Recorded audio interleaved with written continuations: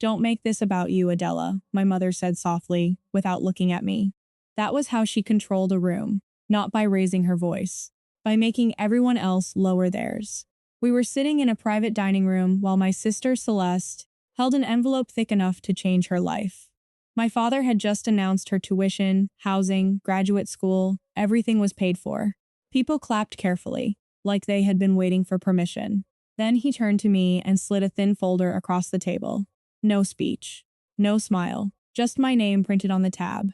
My mother placed one hand over Celeste and said, "Your sister has earned her future. You need to understand yours." Inside were adoption papers. For a second, the room felt satisfied. Then a yellow note slipped from between the pages, old and folded tight.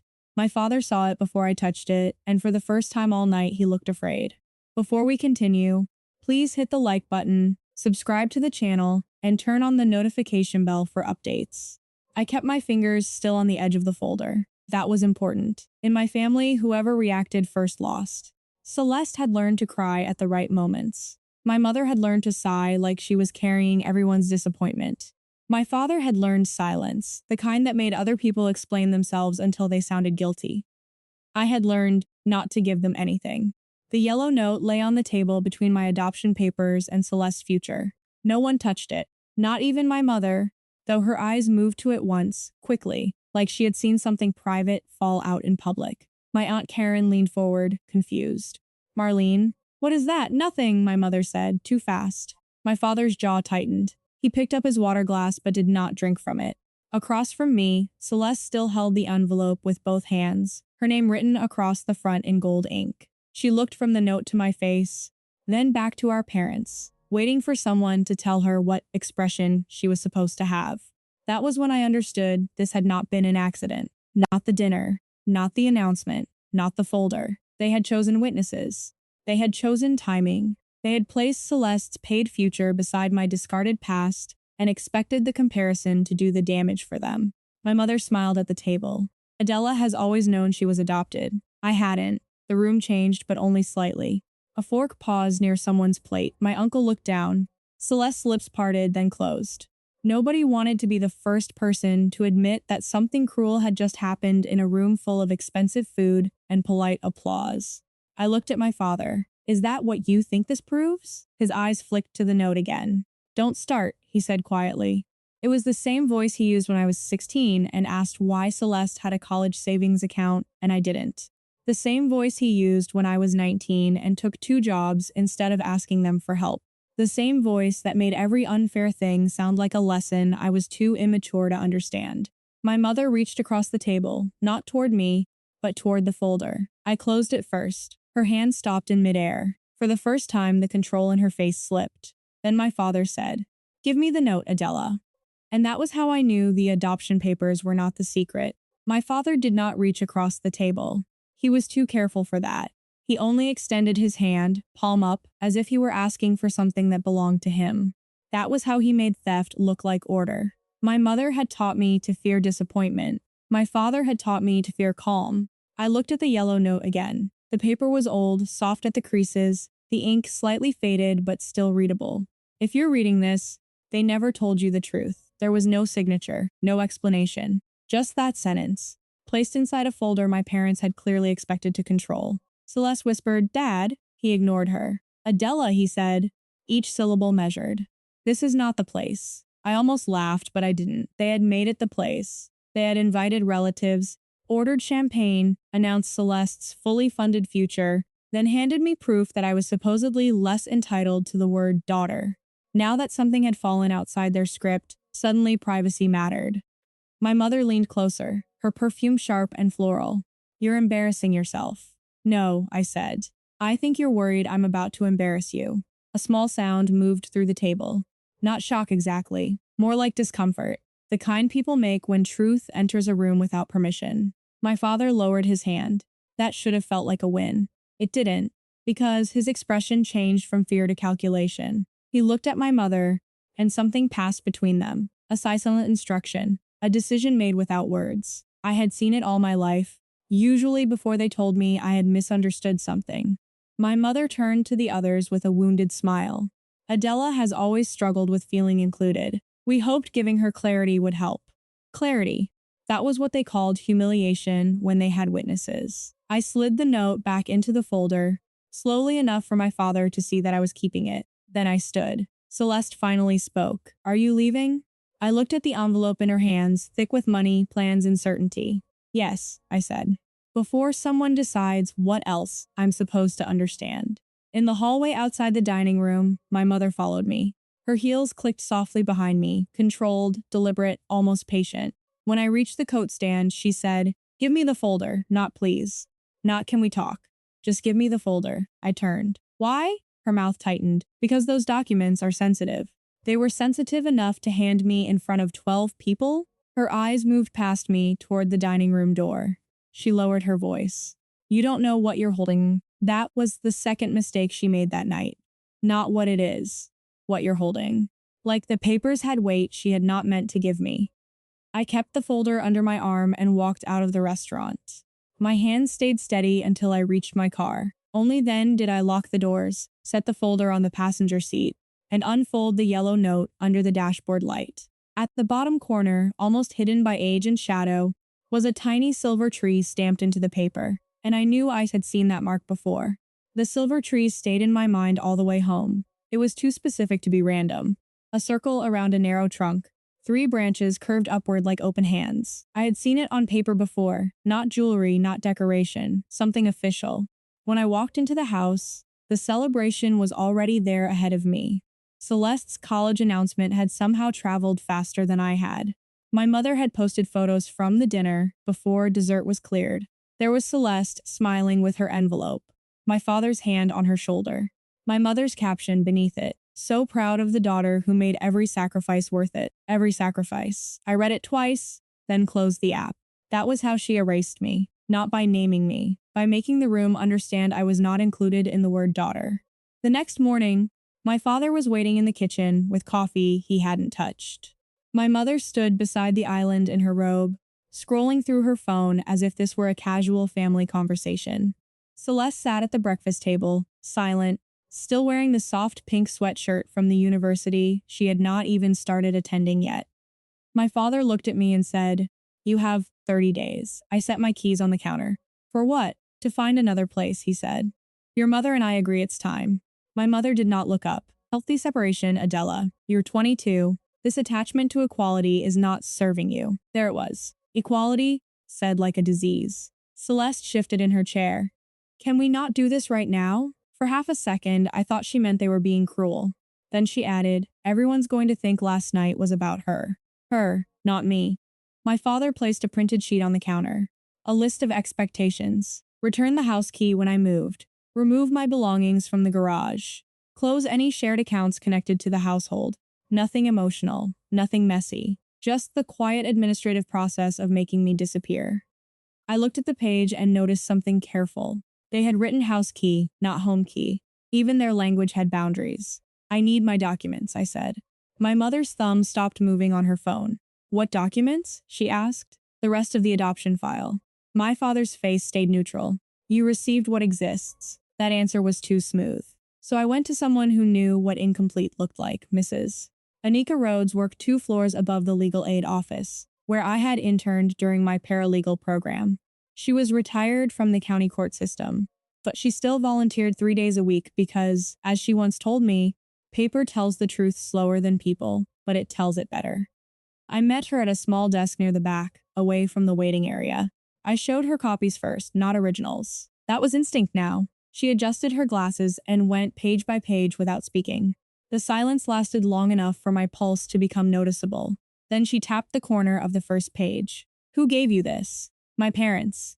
Her eyes lifted. Adoptive parents? I nodded. She turned to page 6, then page 8. Her finger paused on the numbering. Page 7 is missing.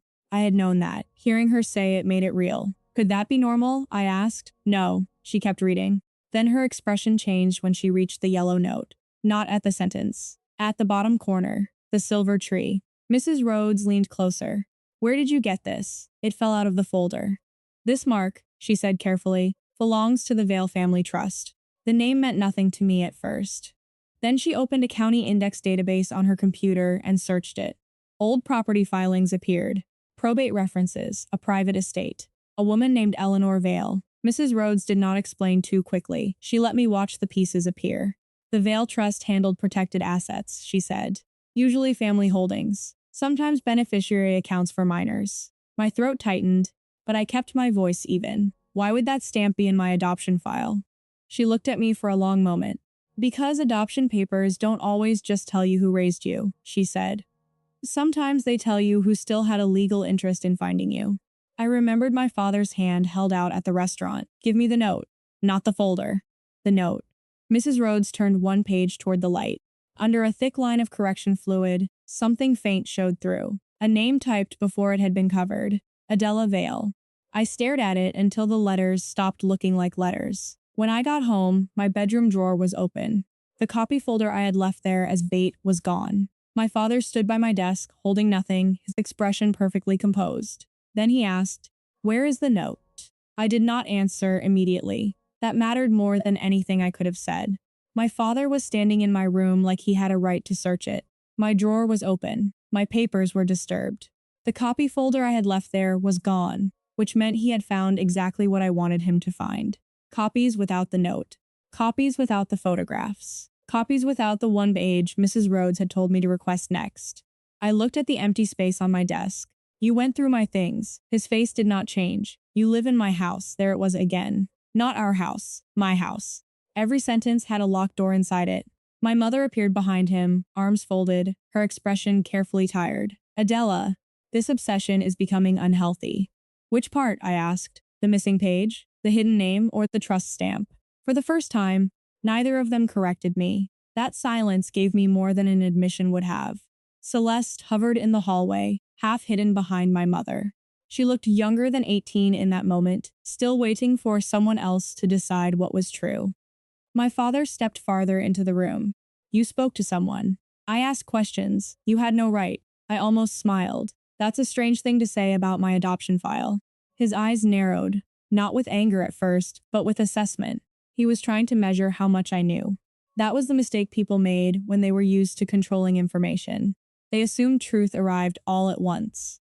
It did not. It arrived in layers. A missing page, a stamped note, a covered name, a trust no one had mentioned, and now fear dressed as authority.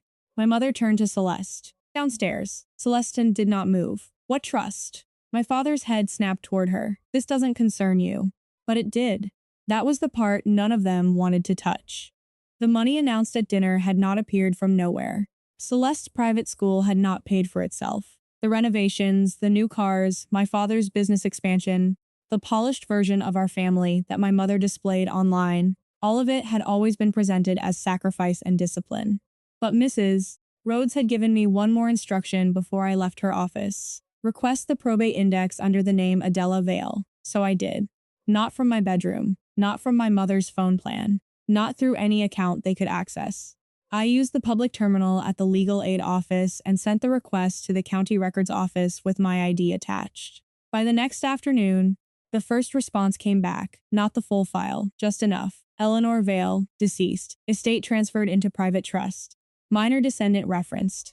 Guardian notification required upon beneficiary reaching age 21. I read the sentence 3 times. I was 22. No one had notified me of anything. That was when the story my parents built began to tilt. Not collapse. Not yet. But tilt enough that every old memory slid into a different place. My father telling me college debt built character. My mother saying Celeste needed stability more than I did. The strange envelopes that arrived every spring and disappeared into my father's office. The locked filing cabinet, he said, held tax documents. The way my mother flinched whenever I asked about my biological family, then blamed the flinch on sadness. By evening, my bank card stopped working. I found out at a gas station, standing under fluorescent lights, while the cashier told me the transaction was declined. I checked the app. The account had been restricted.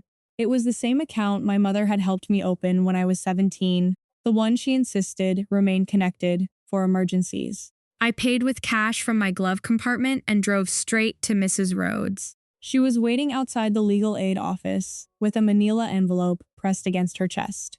"You need to stop using anything they can touch," she said before I even spoke. Inside the envelope were printouts from the probate index and a list of contacts. One was a trust attorney. One was a county records supervisor. One name was circled twice. Patricia Lane.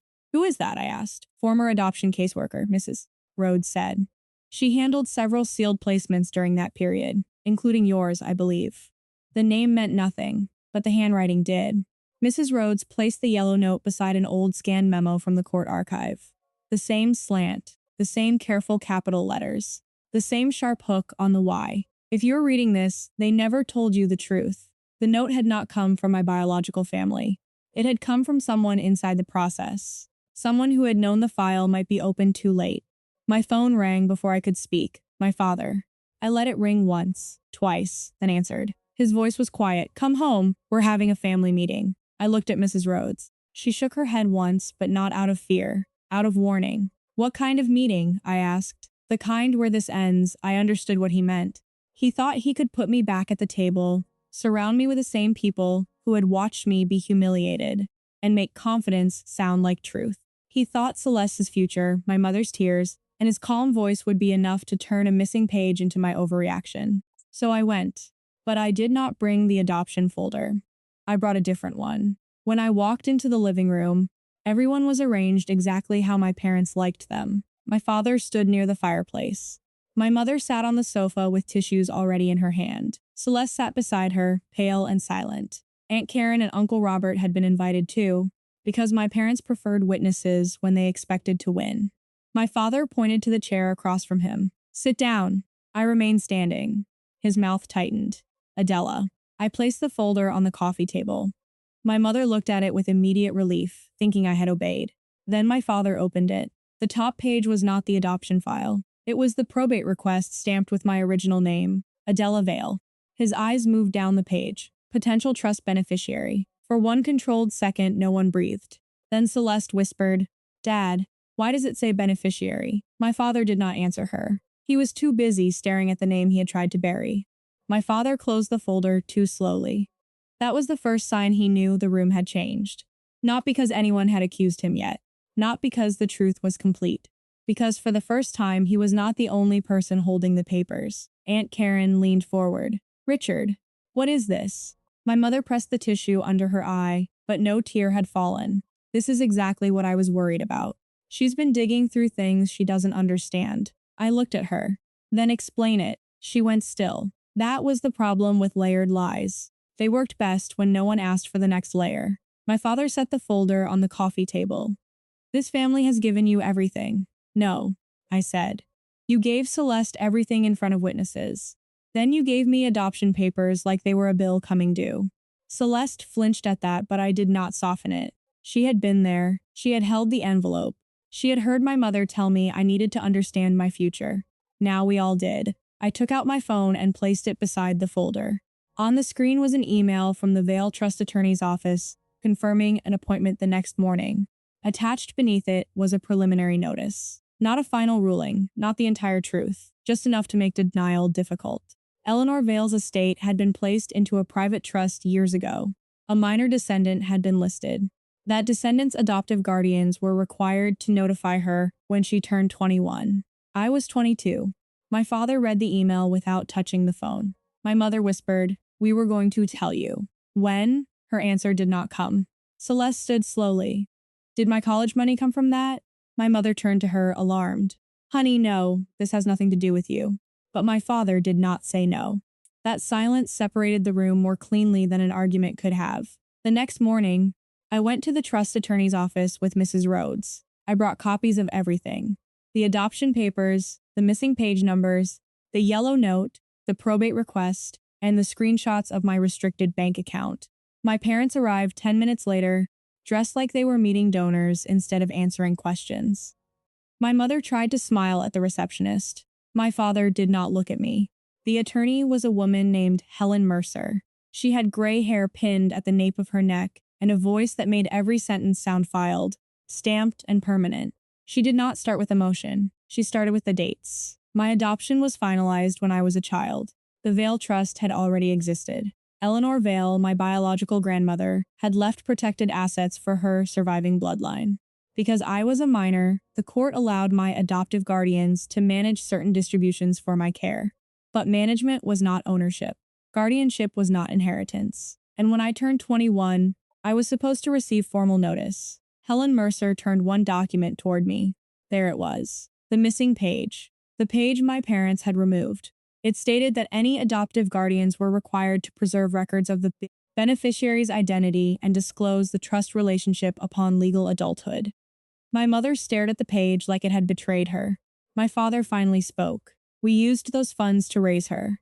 Helen looked at him. Some distributions were permitted for her care. That is why there will be an accounting. His face hardened. Accounting? Yes, she said. Of every withdrawal, transfer, investment, tuition payment, business loan, and trust-linked account accessed under guardian authority. Celeste covered her mouth. Not dramatically. Quietly. Like she had just realized her future had been wrapped in someone else's silence. The truth did not explode. It settled. The house I grew up in had been partly supported by money tied to me. My father's business expansion had been stabilized by distributions connected to the Vale estate. Celeste's private school, her tutoring, and the college fund, announced like a royal gift, were now subject to review because the money trail crossed accounts my parents never had the right to treat as theirs. My mother tried one final angle. We protected her from confusion. Helen looked at the yellow note on the table. No, someone tried to protect her from you. Patricia Lane's note had been placed inside the file years earlier because she suspected the truth would be buried. She had not known whether I would ever see it. She had only left one sentence strong enough to survive the lie. If you're reading this, they never told you the truth. After that meeting, the trust froze all remaining distributions my parents could access. A forensic review began.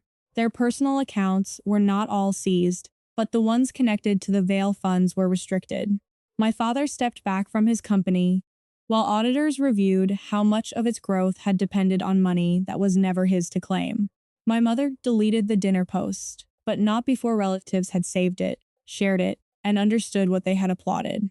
Celeste's college fund was paused. She cried when she found out, not because she hated me, but because she finally saw the shape of the table she had been seated at. She had been favored, yes, but she had also been used as proof that my parents were generous, while they spent years turning my own inheritance into her reward and my absence into discipline. She apologized once I accepted it once. That was enough.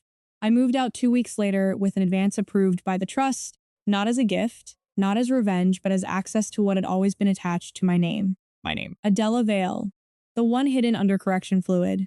The one my father's voice had tried to make small. The final paperwork did not give me a family. It gave me something cleaner. Legal standing. A history. A future no one at that dinner had permission to assign. The last time I saw my father in that house, he was standing beside the same coffee table where he had opened the probate folder. I placed a signed legal notice in front of him, confirming his removal from any trust-related authority pending investigation. He stared at it. I remembered the restaurant. The applause. Celeste's envelope. The thin folder sliding toward me like a punishment. Back then, he thought adoption papers would prove I did not belong. Instead, they proved he had been living off the name he tried to erase.